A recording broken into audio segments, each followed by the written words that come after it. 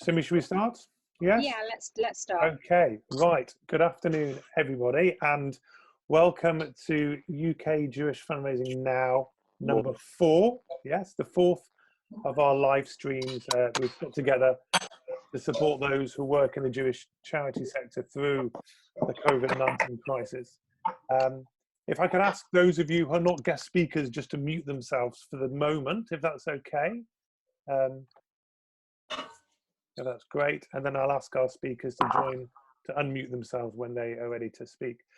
So our aim is to build on the work that Simi and others have already done in the Jewish Community Professionals Facebook chat group, to have a place for us all to come together, a great place to share ideas and help each other out. We've done this is the 4th Zoom. We've had some amazing collaborations so far. Great ideas shared amongst the group, and that's what the group is there to do. So we've got 3 great guest speakers joining us today. There's going to be plenty of time to ask questions and share thoughts. For those of you who don't know me, I'm Ben Morrison. I'm a fundraising consultant. I work across the UK charity sector. The stream is being streamed onto the Facebook group and also on my YouTube channel. If it isn't now, then it will be slightly later. And today we're going to look at the area we're going to look at is the future of fundraising events. Now, fundraising events obviously is a very big, broad area, but we're going to look a little bit more closely at major donor events, which, as those of us we know, is such a lifeblood of Jewish communal activity.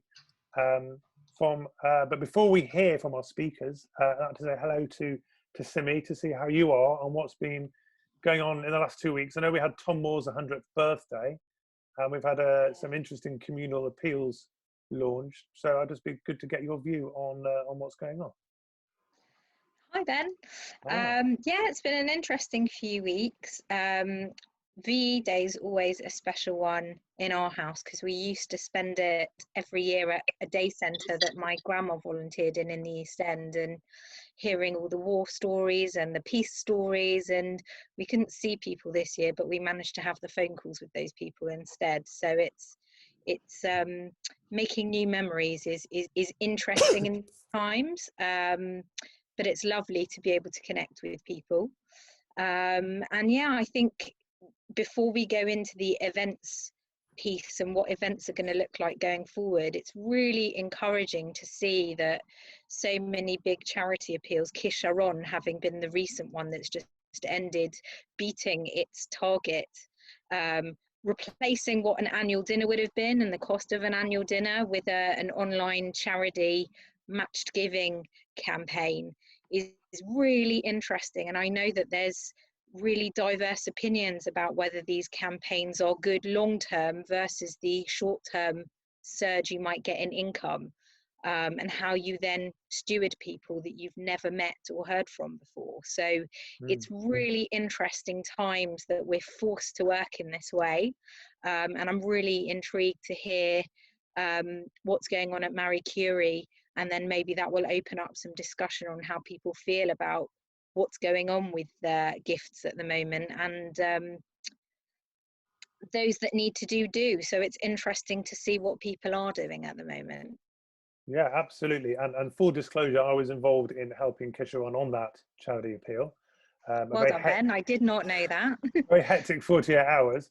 So if anybody would like to message me privately via the normal channels, I'll give you my view on what I thought before, working through it, and afterwards, and actually answering some of your questions. But I don't want to take up any time now because there's quite a lot to think about that. So, you know, last year alone, according to the Board of Deputies communal calendar for those Jewish charities that do put their forthcoming events in, there were 95 fundraising dinners listed by Jewish charities. And for those of us who organise a big fundraising dinner, we know how much work they take. You know, months of planning.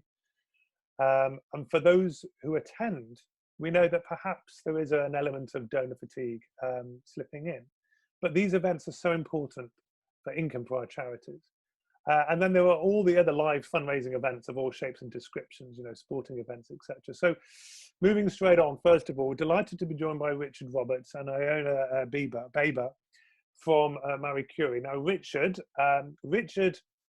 is, he leads the corporate development team at Arrow Global PLC, and he's chaired Marie Curie's largest corporate event of the year, which is called the London Brain Game, for 6 years.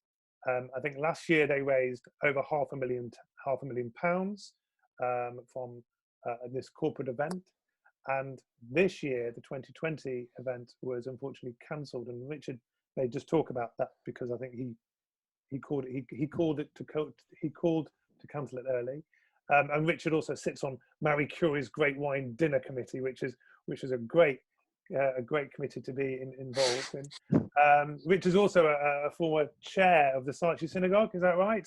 Not Yep. just, yeah, great. So it's great to have you here. And also, Alona is going to talk. She's from the Marie Curie Special Events team.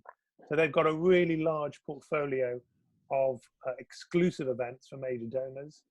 And it'd be great to hear now from them both. So Richard, from you as a volunteer, a donor point of view, who's chairing a large corporate event for Marie Curie, and also your views on attending future events as a donor, both for Marie Curie and other charities, and also Alona, on what you've had to do, what your teams had to do, how you've had to pivot. So that's far too lengthy from me. So over to Richard first, if that's okay, and you can bring in. I mean, maybe just Ilona first. Yeah. I mean, hopefully people know what Marie Curie is. It used to be called Marie Curie Cancer Care. But Ilona, do you want to just give 30 seconds on what Marie Curie is and what all the funds we raise actually go towards? I think that's probably quite helpful just in setting the scene. Absolutely. So for those of you that don't know Marie Curie, we are a sort of end-of-life care charity. So we have 9 hospices across the country, across the UK, and we offer patients and their families with a terminal illness care and support in their final weeks, months, sometimes years. So that can take the shape of sort of daycare, where we have various different therapies and groups sessions, and then at the very end, sort of hospice care, where families can get the support that they need. So I guess in this time of national emergency, you can appreciate that our services are needed more than ever, and we've really been affected by the craziness of the last few months and the impact that that's had on care home, hospice care and end-of-life care as well. And to go alongside that, the big impact of not being able to hold our fundraising events. And as Ben mentioned, we had to cancel our largest fundraiser, the London Brain Game. So yeah, it's been a challenging few months. Okay, so I mean, I assume most people knew Marie Curie. It's probably one of the UK's largest 10 charities. It's a household name. I've been involved with it for probably about 10 years. I worked for a previous large corporation that took a table at this event. And what it is a black tie city quiz. It happens the 3rd Thursday of every March. And over the years, it's gone from about 250 people to this year's event, which would have been around 600 to 650 people. It's a black tie city quiz, broadly for the city financial services, legal, accounting industry. So each company, like a KPMG or a Morgan Stanley or a Goldman or an Arrow, would take a table of 10. It's a big social event. It starts at 6:30, it finishes at midnight. And then through the evening, you do a quiz. And we raise money by selling tables. Typically a table of 10 is around £5,000. So the corporate takes the table and invites either guests or its employees. So we make, on the basis of 60 tables at £5,000, around 300,000, just over half of our money from table sales, which would obviously be at a 50 to 75% margin. Or actually more than that, more than 5. And the remaining 300,000 plus comes from 2 things. One is a live auction on the night of eight or 9 items, which obviously bankers and lawyers who hopefully get a little bit exuberant, and that might raise 100, 150,000 pounds.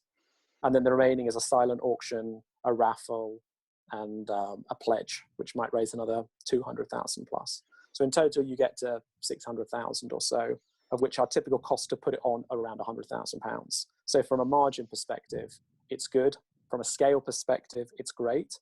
And it brings a lot of corporations and companies in to the Marie Circle environment who wouldn't typically touch Marie Curie unless they were putting money in a shaker in a supermarket or buying a daffodil when they were walking down the street for Daffodil Week. So it's a great way for a very big charity to touch 50 to 60 corporations in one go.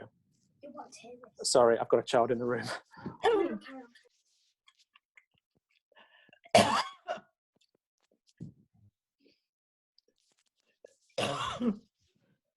Sorry, my brother-in-law's apparently shaved his beard. Big deal. So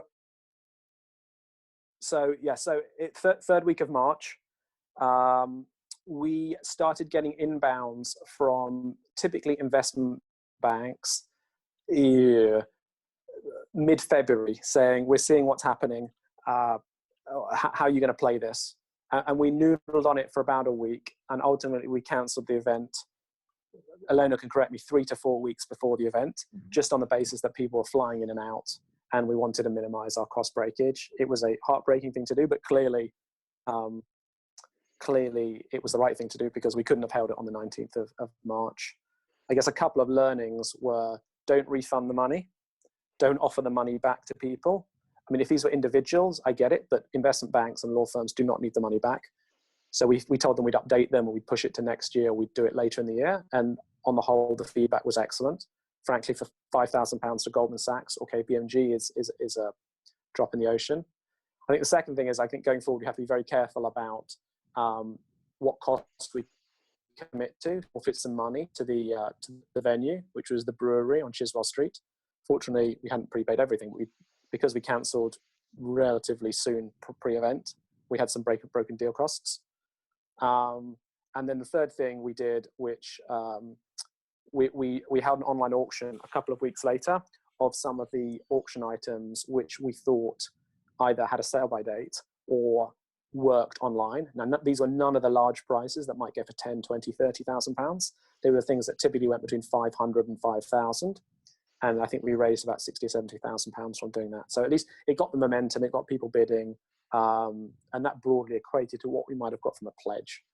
But certainly some lessons learned. In terms of what it means for our future events, maybe we'll come back to that later.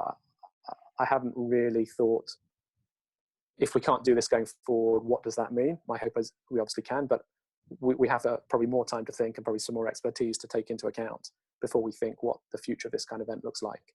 This was the 29th annual version, obviously. So it's something that's been going for many years, had a very loyal following. So a real shame that we couldn't do it.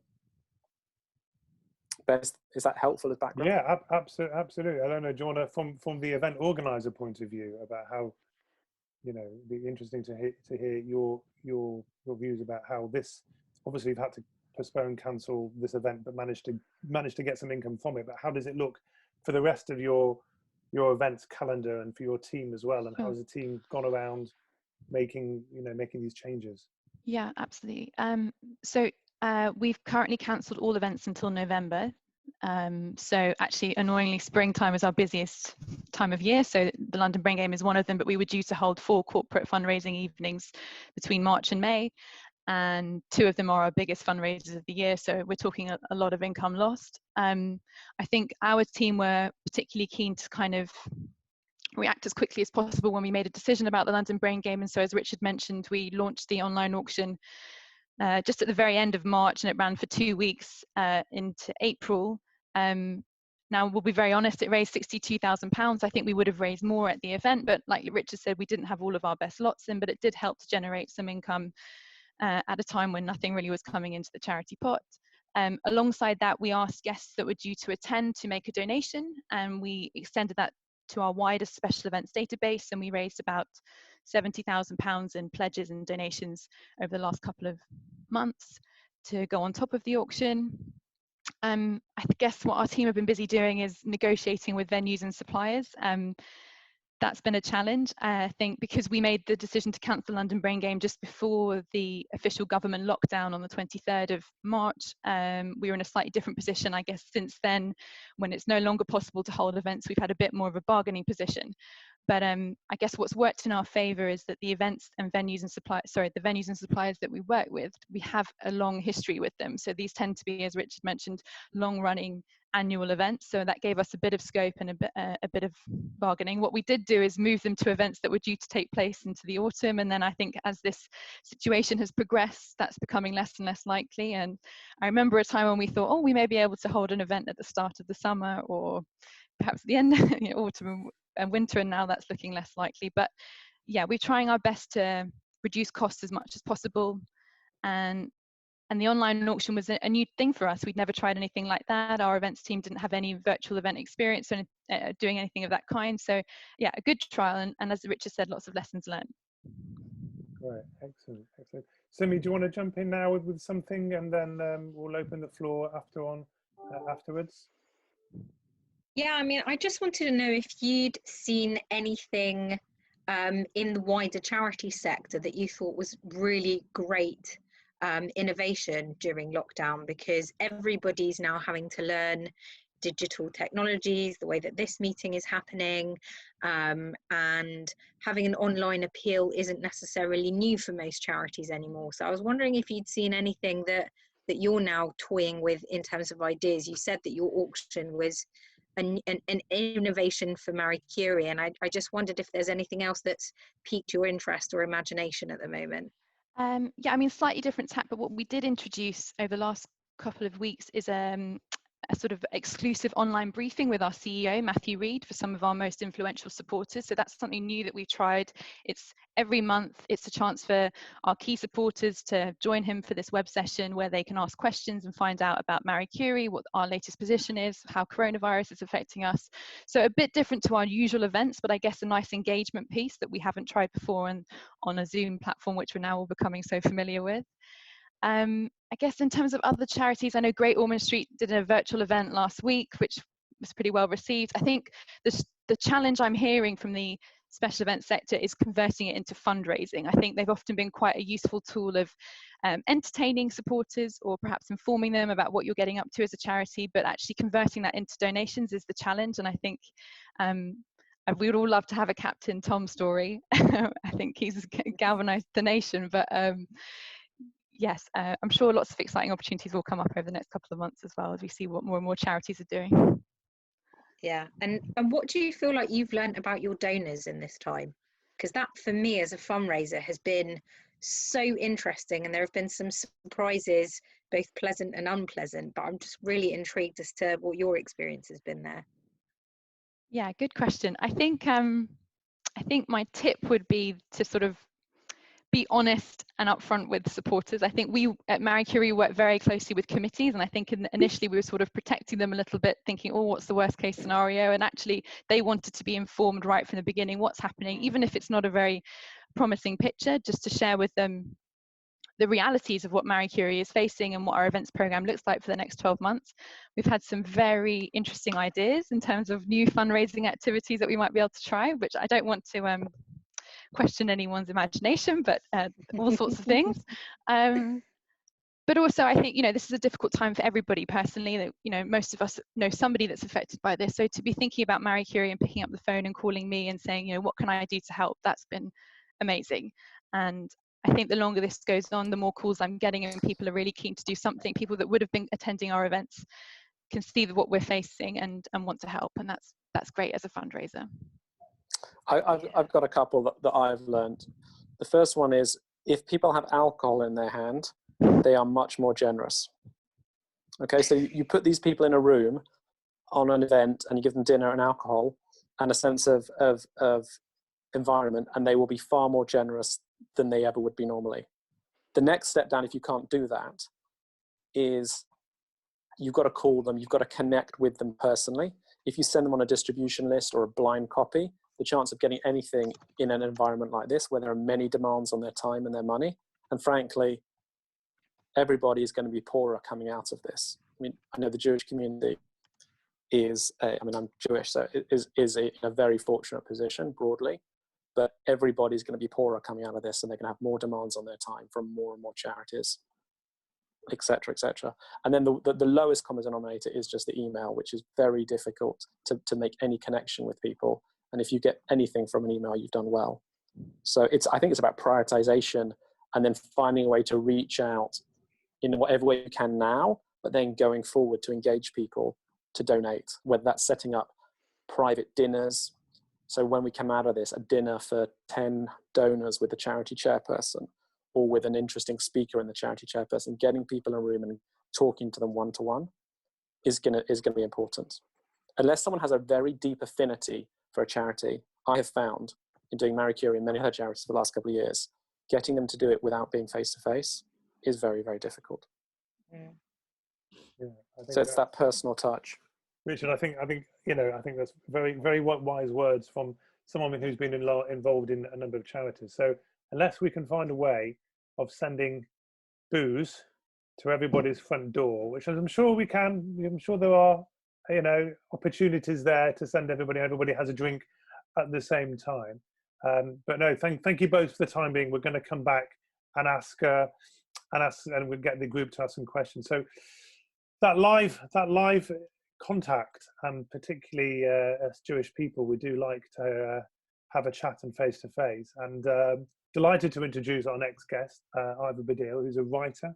He works mainly in TV and radio comedy and light entertainment, including The X Factor, the BAFTAs, Mock the Week, and The Voice. He's written 17 books for adults and children, and currently working on his 18th.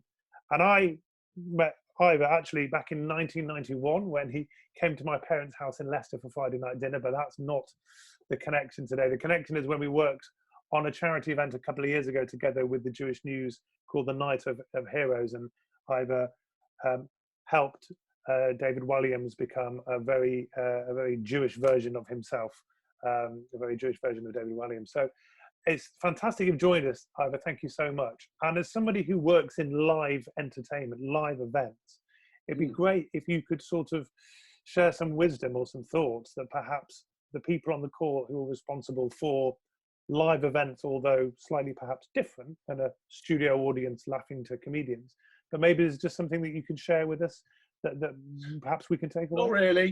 Not really, no. No, I've jotted down a few thoughts. I will read them out or go through them in a minute. I just want to tell a little anecdote from Leicester that you've reminded me of that I think the people watching, listening or whatever will find funny. I'm not sure if this was at your house, but I was only in Leicester for a year. I used to be a teacher. I did a teacher training, a PGCE, Postgraduate Certificate in Education. And while I was in Leicester, whether it was at Ben's or what, I got invited to the rabbi's house for Friday night dinner. And when I got there, I was introduced to his wife. And I went to give her a kiss, and her head was right here. And as I went to give her a kiss, she went down, and I kind of went down as well. And then she went down here and down and down. And honestly, I got to almost the floor before I realised that I wasn't allowed to kiss her. It was very funny and slightly embarrassing. But that's my main memory from a whole year in Leicester. But yes, thanks for inviting me, Ben and Simi. I will get on to talk about live events, but I wanted to talk about my experience as an individual donor. I'm sure this won't come as a great surprise to people watching and listening that I'm not a high net worth individual. And I'm guessing there's a sort of spectrum. I'm by no means an expert, and interrupt and tell me I'm completely wrong, but the spectrum seems to me to be at one end, the high end net worth people who give an awful lot of money, and then the people like me who give those sort of relatively small amounts each month, 2, 3 a week or whatever, 2, 3, 4, £5 a month. That tends to be the spectrum, and I'm at that small amounts, sort of regular amounts end of the spectrum. And my general response, obviously, like a lot of people, we get asked to donate to a lot of people. People come to the door, I get stopped in the street and what have you. And my response now is basically saying to people, look, I would love to donate to every single charity, all the charities on here. If I could, I would love to donate to all of you. But obviously, even though it's only £2 a week or whatever, I can't give to everybody. So I prioritise, and I've decided on my priorities, and I'm going to stick to those rigidly. That said, funnily enough, in recent times, I have added to what I laughingly call my portfolio. But essentially, I prioritised, and those are the charities I give to. So when someone comes to my door and asks me, to donate to them, it's kind of with regret I say I've made my decisions and I'm going to stick to it. Excuse me. And while, I mean, also there's a slightly odd thing as well, which I'm not sure if this rings true. Maybe we can discuss it afterwards. But the notion that it's a relatively private thing. People who you donate to, I'm not sure. It's almost as you can't really ask people about it. Or do people? I'm not sure if people. It's not the sort. I'm not saying people should shout about it. Hey, look at me. But you generally don't know who people give to. But in terms of my priorities, a while ago I decided that I wanted to give to children's charities. There's a sort of idealistic notion that children are the future, and if we can sort out things with children, problems with them, then the future will be better for the planet, and so on and so forth. It's not, I don't only give to children's charities, but that I decided was one of my priorities. Anyway, the point is that even though I give to quite a few children's charities and other charities and have been doing for years, I've never been invited to a huge gala dinner by any of those charities. I've been to gala dinners because I've worked on them and I've worked for various companies that Ben mentioned, but people like me who give small amounts don't get invited to the dinners. But I am still, what I do get are regular updates and, as you know, communications and telling me about what my money is doing. And actually, in that respect, I'm going to mention one charity that I think, for me, sort of hit the nail on the head, and that's Plan. I don't know if anyone is here from Plan, but actually, I found what they do works as an individual donor very, very well. It's really personal. I'm sure you all know, you support one particular child in an impoverished area, and you get letters from the child and updates and all the rest of it. And it's, as Richard was mentioning just before about the personal touch, I think for me that works really, really well. I can, have direct contact with the person that my money is going to, and I can see what my money is doing, assuming I'm being told the truth, which I'm sure I am. And that works really, really well for me. But essentially, I give the money, I donate to charity because it's a good thing to do, because that's what I want to do, and I'm being assured that my money isn't being wasted. It's actually doing some good. So, and this has sort of been answered. But if you jump to the other end of the spectrum with the big donors, I'd like to think that's also, even though it's vast amounts of money, I'd like to think that's the reason why they're donating as well. So we've sort of answered this, but it does beg the question, why do you have to have these big gala dinners and these events at all? If I'm going to, be, I don't know, put the cat amongst the pigeons, if you like, it almost feels as if, if I don't get a big press and and someone famous to come and talk to me or entertain me, I'm not going to give you my money, which doesn't seem right. And I know it's a competitive field and you've kind of got to stand out, but would those people who the high net worth individuals, if you didn't wine and dine them and give them a speaker, would they not give the money? I mean, I don't know. Would it be such a terrible thing? And I know, Richard has said, give them alcohol, you give them a drink, they give more money. But there's something for me that slightly jars with it. As I say, that poses the question: if you didn't do that, would they not give? It's not about whether you feed them and entertain them. Anyway, I sincerely hope that's not the case. As I say, what do I know? But assuming these events are important, and clearly they are important in a competitive field, there is a real challenge as to how they're going to play out in the future. And particularly in the television industry, it's very difficult at the moment, as a lot of you know. There's been various reports about what might happen. I've been hearing about scripted shows, scripted comedy, scripted drama, and I'm sure you've heard, but they're talking about everybody, the crew, the actors, the cast, everybody involved being tested regularly, and then basically having their own version of lockdown and going away for 3, 4, 5 weeks on a production, and all staying together and not going home, and they stay together for the entirety of the shoot, which to me seems sort of implausible and sort of ridiculous, particularly because it seems to limit the whole thing to one location. How can you write something which is 2, 3, 4 different locations? You can't move about. If something's just set in one location, that might work, but it seems to me not a particularly good idea. The other shows, the ones that Ben mentioned that I've worked on, the shiny floor shows as they're called, the X Factor, the Voice, and the big award ceremonies, I think they've got a real problem. I'm not sure, I'm sure people over the last few weeks have seen Have I Got News for You or Graham Norton or The Last Leg. It just doesn't work. Without an audience, I think they're awful. The audience, if I can use I think it's a Hebrew word, possibly a Yiddish word, they create the ruach. Is that right, Ben? Is that the right word? The ruach, the atmosphere. And you really need that.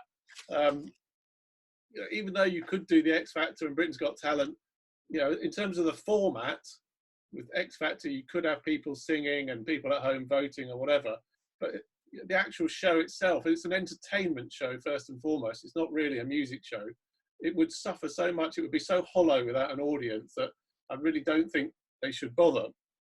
So again, as Ilona and other has already said, the future is clearly digital and online. So even though that does feel quite restrictive, you know, if you're writing a big period drama, I don't really quite know how you would do that. But it is quite restrictive. But yes, in your world, as you've talked about, you could stream an event, you could stream music, you could stream comedy speeches to your donors. That's relatively easily done. The other thing that seems to be happening a lot, which again, you can tell me if it's working, is this sort of a kind of online chain letter thing, if I can call it that. But recently I got asked to do a thing for Muscular Dystrophy UK. Again, I don't know if there's anybody here from that organisation. And it was just, I'm supporting, it was a selfie with a football shirt on, and you post it, and then you nominate 5 other people to do that. And they've got footballer Jack Wilshere and quite a few big sporting names to do that. And it seems to be quite good. And that whole chain thing of nominating 5 other people, to be honest, I find it a bit of a pain, doing the nominating thing, and then you feel sort of obliged to do it. And but actually that might just be me. I think some people quite like it. They get into it, you might have seen the whole 10 records that have influenced me type thing. And I think some people quite like that. But all those things effectively, they're just gimmicks. I think they're just sort of PR, short, sharp PR marketing gimmicks. And that's not a bad thing. Basically, the world that we live in now, I think I read somewhere that MTV have worked out that if a video doesn't grab the audience within, I think it's something like 7 seconds, then they might as well forget it. So that's all the time you've got to grab the sort of the younger generation that are up and coming. So actually, you know, you may be moving towards a world where everything is much smaller and fleeting. And if you can create a viral thing that's there, it's the meme of the day or the GIF of the day or whatever it might be for a short while, and then it's gone. That might be the way forward, just to grab the attention of the next generation of donors. I mean, I don't know, but I don't think it's necessarily a bad thing. Sorry, I'm rambling on quite a lot here. What I was going to say was, actually, no, I might stop there. Essentially, I might stop there, because I think those sort of small, viral little GIF things, you know, as I say, they're quite gimmicky, but I think it might be the way the world is going. And it's, you know, it's a massive, the marketplace is ridiculous now to stand out in a marketplace where everybody can just get online and have an opinion or make a film or do something. To actually put your head, you know, to stand out it's becoming increasingly difficult. But if you can do it, I think the rewards are there to be had. Yeah. I'll stop there. No. Listen, we want you, and we want to continue. Simi, would you like to? Yeah, I mean, thank you, Ivor. I think it's actually great to go back to hear your donor motivations, because that's really where it all starts, how charities can differentiate themselves, particularly in such a busy time, is what really is your cause there for, and does that appeal to people? That is always the starting point. And I think that there is this juxtaposed psychology of a donor, that you want to be somebody that is making a difference. And so there is this sense of your self-importance, not necessarily in a negative way, but you want to have an impact because you're giving money. And for some people, they want to be looked after, to be shown how to do that, say at a dinner in a fancy place where they get to see a lovely, albeit expensive film about the impact that they've had. But they also don't want charities wasting money on all these fundraisers and all these professionals who don't really need to do it. And our parents' generation volunteered to do everything. And why do you need to waste all this money running your charity? And there is this juxtaposed opinion that people have. And, you know, people were commenting in the chat box saying that their donors do only give when they come to a big dinner. And it's a mechanism. And until we come up with a better one, there is nothing else that brings that kind of level of gift from an individual or even from a corporate in some circumstances. As Richard said, corporates are very, very big for them at these events, that people need to feel important. And I wonder if it's a good time to open things up to people, to have a conversation that while dinners are not on the table, it's just not an option. What is it that people are questioning and thinking about and discussing that's going to help them bring in those major gifts, albeit there are other important gifts as well, and there are other events as well. We've got some community event fundraisers here, you know, sporting events and small challenges and things like that are also taking a big hit. So there's a lot of different people that are raising money that are having the same challenges right now. And I just wondered what you thought, Ivor, about this kind of juxtaposition of wanting to be important but not wanting anyone to spend money to tell you that you're important. Well, I mean, from my point of view, I don't want to feel important. You know, I want to feel, as I said, that my money is doing some good. I don't need to have a wing of a hospital named after me, or you know, or you know, somebody to say you're such a great person because you gave however much I gave. I'm not really interested in that, and you know, but I'm very idealistic in that. I mean, you know, it's you know, that people like all that stuff, and if that's the way you get your money, by making people feel important, then fine. You know, I've got to merge my idealism with the reality. I mean, you know, there's however many people out here, and essentially the reality is the vast majority of you are in competition with each other. That's the reality. You know, and if you can get some money for your cause by making someone feel important, as I say, naming a wing of something after them, or giving them a dinner, or getting a big celebrity to phone them up, I mean, maybe that's the way forward. You know, it's very easy for a celebrity to do actually quite a small thing that means a lot to somebody. If you get an email, or you see all those lovely things where a young child gets a phone call or a video call from a celebrity, it's huge. It's a big thing for the child or the person, but actually for the celebrity just to do a quick, maybe if you got a celebrity for a day, they could make, I don't know, in a day, 500 video calls. I mean, I'm just thinking a figure off my head, but if your major donors, you know, if they love a particular film star or a celebrity or whatever, if they each got an individual call for a minute from a big celebrity, that would, if they want to feel important, then that could make them feel important. You know, if that's what's necessary. Personally, I find that, you know, it's difficult. Can I interrupt? Sorry, Ben, can I interrupt? Yes. It's JD, Senior. I started working in charity, and I thought the same as you about people putting their names on things, but I've learned a lot over the last couple of years, and actually it's a lot more to do with leading by example. And it's not a tasteless thing where they just want their name. You've got some amazing people who really lead and push the community to give. It's a really important job that they do, and a lot of the way they do it is by using their name and their influence. And so I think you've got to be clear about not just saying that it's tasteless people having their names on things. They do it a lot of the time. I'm not saying they shouldn't use their name. I'm saying when somebody donates some money and in order to get a wing of a hospital ward named after them or whatever, if they can use their name to influence other people to give money, then that's a good thing. But if they're just doing it because they want that recognition to say, oh look, they gave 20 million pounds so that but what we should assume is that they're doing it not for the recognition, is they're doing it for the good. Because I totally did a 360 on it, you know, 180, you know, and on understanding why people do these things. But in some respects, Jodie, it almost doesn't matter, because whatever their motivations for doing it are, you get the 20 million quid for the new wing of the or whatever. You know, I'm just using that as an example. But the organisation gets the money. But it matters how people perceive them. So it does matter. I think it's also what you said about the entertainment industry, Ivor, and needing an audience to make some live events work.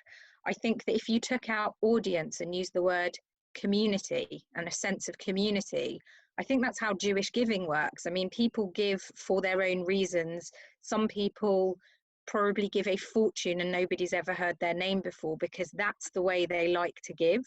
Some people give for religious motivations. Some people do want their name on the wing of a hospital for whatever reason. Maybe they want something eternal for their grandchildren to look up to when they next go and visit wherever it is. But I think that sense of community being our audience, of wanting to feel part of something bigger, is possibly the nice reason that people want to go to dinners. It's not just about, you know, these people that need to be, you know, have somebody bow down at their feet and look after them. Actually, some people love to come together with other supporters of a charity, whether that be at a small community tea that they've paid 20 quid to go to, or at a big gala do that they've paid £5,000 to go to or more. But it's nice to be in a room of people that all care about the same things that you do, and you can be idealistic. I'm not saying that those I'm not attacking you. I'm just saying I think to open it up to everybody else, I think it would be, it's interesting that the entertainment world having its audience, actually I think philanthropy has its own audience in a community. Can I just say, honestly, don't worry about attacking me or I'm not taking anything personally. I think this is an interesting debate, and you know, you're the experts, I may be completely wrong, but I just want to say, I'm not saying the gala dinners and the community events are bad things at all. They're good things and they're great. They're very enjoyable. But I'm just saying, you know, I'm just turning it on its head that if they didn't happen, you know, they can't be the only reason that somebody would give. You know, if you see what I mean. I'm only going to give my money if they wine and dine me. You know, there has to be, and as we're finding out now that these things can't happen. So then we need to, you know, people need to give for the right reasons, I think. Yeah. Sure. If I could just ask Iona, with looking forward to the events that you had planned for Marie Curie, and I know there were a number of what we would call sit-down donor events in the forthcoming months. Do you think that if you went viral and said, "Dear guest, we're not going to have this event for these reasons, but please give what you can," do you think you would get the same? Has it the same impact, or do you think people, as Richard said, need to have that face-to-face? Yeah, to my honest reaction is no, and I think I'd love to say yes, but I think people want that atmosphere in the room. They love to see, you know, the networking part of it. They like that bit of competition, particularly at our brain game events. So I guess we now have to think creatively. How do we make supporters give more if we don't have that opportunity? So that's going to be a challenge for all of us. I haven't seen virtual events yet have that kind of fundraising angle, but I think if what we're now looking at is months and months ahead where we can't have a physical event, so we may just have to try and think of a new way to, I think what we're going to have to do at Marie Curie is think of a hook, think of some way to get somebody into our event, whether it be the speaker or a musician, I don't know, something that makes our event stand out, because I think there's a lot of competition. And I also think there's a bit of a danger of sort of virtual fatigue, because we're all connected to Zoom and FaceTime at the moment in our personal lives and professional, you know, every day we're on our laptop. So if we're going to create an event that's a virtual event, it's how do we make that enjoyable, and how do we make people give as well? I don't have the answers, I'm afraid. It's just yeah, something that we're trying to brainstorm as a team, and I joined the special events forum, and that was quite useful to share ideas, but I still think no one's quite cracked it. Okay, so let's just open this up. You know, if you'd got a question to the panel, or you just want to give an opinion or give some great examples of major donor events or virtual events that you've been involved in or you see, please raise a hand and mute yourself. I think Anna, do you want to, Anna Shyman, go for it? I think you're unmuted. Thanks, Ben. Thanks, Simi. Lovely to be here, and thanks, Iona and Richard and Ivor. Sorry, is it Iona? I'm not very good at that. It's Ilona, but don't worry. I've heard all sorts of variations. No, don't worry. No problem. Ilona, it's really interesting to hear you say no one's quite cracked it yet. And I think that's what I'm sort of working on cracking. And I imagine a lot of people are kind of thinking about how to do an event without having that community sense. And you know, we know that a lot of our donors in the Jewish community, you know, their donor motivation that Simi was talking about is a social motivation, a community-based one, and how can we continue to meet that need and create that community. Obviously, we're trying bits and bobs. We started just with phone calls to every single major donor to check in, and we've done a little quiz just to, you know, a small one just with Noam, our youth group, just to try that out. We're now talking about like a virtual dinner and what that might look like. We're obviously doing, we didn't actually do the 22.6 challenge, but we're doing an equivalent. I would just love to hear anyone and everyone and your Ilona's thoughts on options, ideas, things, anything anyone's tried, anything worked, anything that didn't. Well, if I could share a few. So I think I mentioned I joined the Great Ormond Street virtual event last Thursday, which was interesting. That's the first one I've seen that's sort of got a fundraising angle. I think what they did, which was interesting, is they encouraged everybody to get dressed up. So they said everyone in black tie and try and share, you know, your best dressed pics and get people, I guess, if you can't create that community in a room, what can you do across social media? They also shared menus and sort of suggested wine pairings for the evening, of trying to recreate that gala dinner effect. And then people took photos and they had sort of their best meal, and the winner got a top restaurant prize. There were some ways to kind of keep that interaction going, which I think is so key for these events. If you can't replicate having people in your room, then how else can you get around that? I guess the tricky thing is it raised, I think, about £36,000, which is a huge amount of money, but I think on a typical night, Great Ormond Street Hospital would raise significantly more. Yeah. So I still think it's an engagement piece to kind of keep people entertained and mindful of what the work that they're doing, as opposed to a sort of something that could replicate what we would hope to achieve on a normal event. I don't know if anyone else has any other examples to share. It's a great start.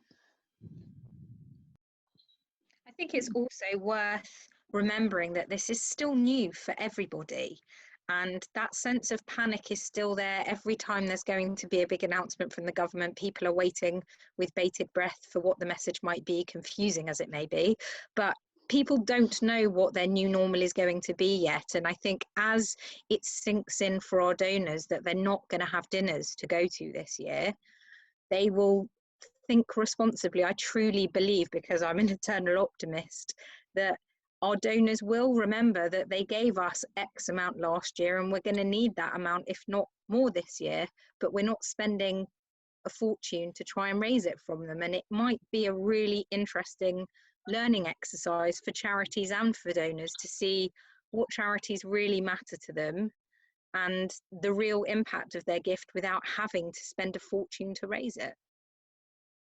Simi, but it's too early to tell. Simi, I totally agree with that. I don't think there's going to be. Sorry. Hello. I don't think we can hear you. Don't worry. Someone rang me in the middle. Sorry. I don't think there's going to be an overnight change in how the charities make their money. I think the donors, specifically in the Jewish community, are going to start to realise that dinners are not happening, and therefore other campaigns that we run and other events that we do, whether they're online or as lockdown releases, we're able to do small events. I think donors are going to start to give those larger amounts that we were only achieving at the dinners, because the dinners are not going to be able to happen, I think.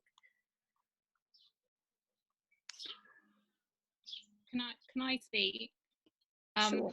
But I just was going to say, I was just on a call with a load of arts organisations who were having a really similar conversation, and someone from New York was on the call and had said that they'd been to a virtual gala last night, And they said exactly what a lot of you are saying, that it's really early doors, but actually there was something about creating that community and having people in the same space and thinking about creating content that spoke to the people in the room that did work, and there were things that didn't work. And I think what probably we need to think about is, how do you create or get that sense of community online? Is there a way to do that?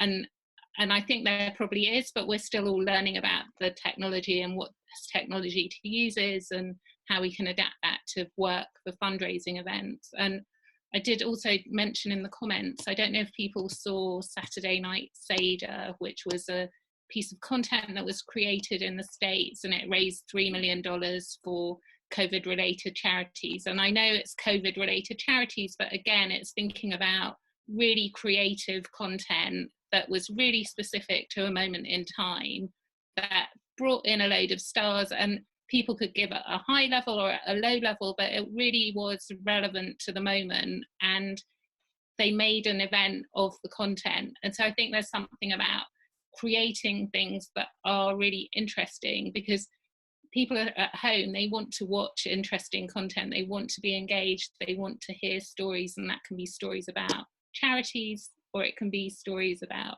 you know, other experiences. So I think there are opportunities for events, and there are things that we can do now that we couldn't do before, and there are obviously things we can't do now. So it's just thinking about that differently. Thank you, Juliet. I can see Rosalind wants to speak. You've just muted yourself though, Yeah, so if sorry. you want to unmute them, yeah, great, okay. lovely. Yes, thank you. I'm enjoying it. It's my first time. I run a humanitarian aid charity. I'm the founder and CEO. There's two of us. We are COVID. We've switched our focus onto COVID at the moment, delivering to NHS and food banks, whereas normally we do international relief. We've cancelled our event like everyone else, which would have brought in 20,000. We have a small capacity because we don't have a fundraiser and we don't have a committee as such that puts on events for us. I was looking for, we're looking at an online supper quiz, but I realised that if we do something like that, and it could be an international quiz, that we need to do it in a very slick way so that it runs smoothly, and I'm not sure how we host and do that, and I wondered if anybody had any experience of that. The one thing I would say, Rosalind, is that I've been contacted by a lot of audiovisual companies. So the people who would normally supply your technical equipment for gala dinners, etc., they can provide better streaming solutions than Zoom for corporate events.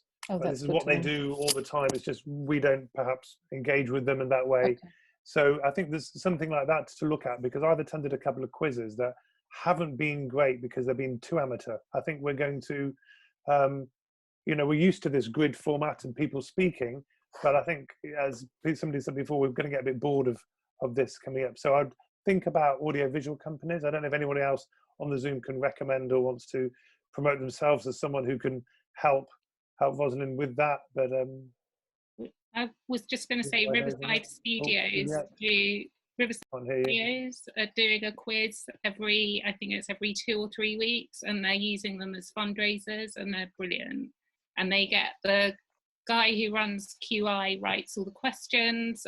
They've got, because they're Riverside Studios, they've got famous people playing along. You need 2 devices to do the quiz, so one to watch the quiz and one to answer the questions, but it might be worth just joining that quiz to get a sense of how they do it. And yeah. Thank you, that's very useful. Can I just also add that although we're COVID focused, it's still quite hard to raise those funds. We just did a crowdfunder crowdfunding platform. We raised £5,000, which for us as a small charity is quite a lot of money. So, but that was, it needed a lot of managing. So yeah, we're struggling like everybody else. Thank you, Rosalind. And Gabby, you shared a comment in the chat, which I don't know if you wanted to add to. now, but I think that there's probably an assumption from charities that aren't COVID related that the money's just rolling in for COVID related charities, which isn't necessarily the case. And there's lots of people I know on the call that can talk about the struggles they're facing now. But I work for a hospital, so we've been front and center. But for me, my fear as a fundraiser is, as the world moves on, hopefully swiftly, from needing to rely on the hospitals will now get forgotten, and it's going to be much harder to fundraise for a hospital when the immediate urgent medical situation of COVID has moved on, and the urgent needs are quite understandably around social and welfare and all the other COVID impacted charities, as well as everyone else that's just trying to get on with things. So Gabby, I don't know if you wanted to say anything or to throw anything out to the group. Not particularly, and much more than what I said, but I don't think that the COVID related charities are getting tons of people. All I was saying was that I think at the time in particular when that Saturday Night Seder was on, that was a particular moment in time, and like I know some of the people who were writing on it, and they had really high level stars and everyone involved, so, and that's also the reason why it raised as much as it did. So yeah, it was just that. But no, I don't think all of the frontline charities are getting all the money. I just think that people are tending to focus on those charities at the moment because they have got a great need right now. Sure. Are there any more questions or comments? Because I'm conscious of the time. One thing. Sure. Just the whole thing about stars, and I mean, from my experience, they get so many requests to do things, and particularly at the moment, I mean, I don't know if there's a secret or whatever, but I just think it's I don't know. Whenever I get asked to ask my brother for something or any of the people I work with, my heart sinks. It really does, and I know they're as I said, every single one of the causes of the people here, it's all good, it's all fantastic, but in that sort of fatigue, it's the number of requests that they get. As the bigger their star is, the bigger their number of requests. I mean, I'm not sorry. This is a bit negative. I don't know what the answer is. I think the answer is to have a personal relationship with the staff. You get to know them well, and obviously not to bombard them. But I think it's very difficult. It's not, they're very privileged people and all the rest of it. I'm not making excuses for them, but one thing is I've seen the number of requests that they get, particularly at the moment, to be involved in COVID-related films.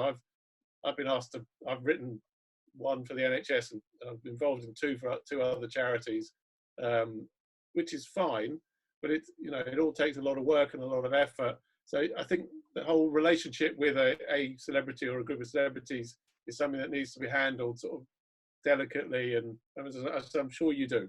That's all I'm saying. Okay, thank you so much, everybody.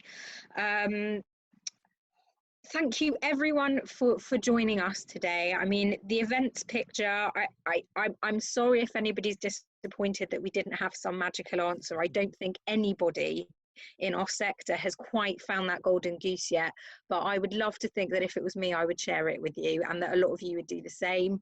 There are opportunities. The one thing I wanted to end on is always me trying to be positive, is the opportunities in these situations. And as an international charity, it's really interesting that usually what is a barrier of getting people to come and visit our hospital, we are on a level playing field of being able to bring the hospital into somebody's front room. And I think that that is true for everybody right now, that if you know who your audience are and they are committed to your cause and they're interested in what you're doing, it's much easier to get into their room than having to drag them into yours.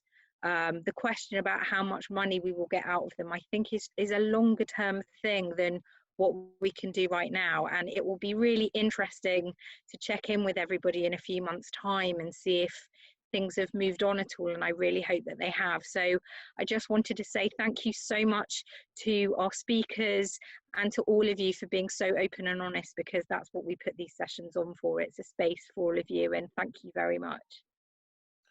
Okay, and just to end up, so thank you again for joining us for number 4. We will be with you in a couple of weeks' time for number 5. And it seems that, listening to what everybody said today, that maybe finding a celebrity on your database you already have a contact with and asking them to knock on the doors of your donors and give free booze may be the thing. And Diet Coke. And a Diet Coke. But thank you so much for everybody for joining and for taking an hour out. I'm looking forward to seeing you on the next one. Bye-bye. Take care. Thanks. Bye, everyone. Thank you. Bye.